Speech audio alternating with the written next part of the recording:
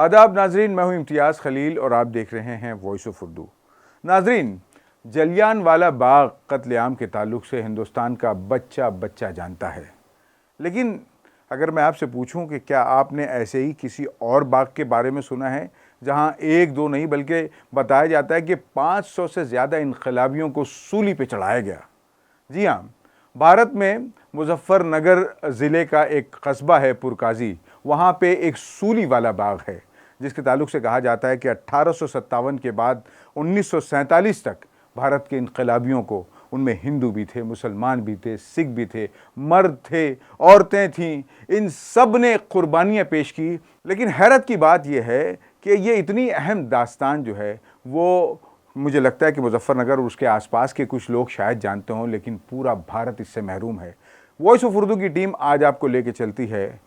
पुरकाजी के सूली वाला बाग में और आपको बताते हैं क्या हुआ था 1857 के बाद और क्यों आज तक ये कहानी आम हिंदुस्तानियों तक नहीं पहुंच पाई।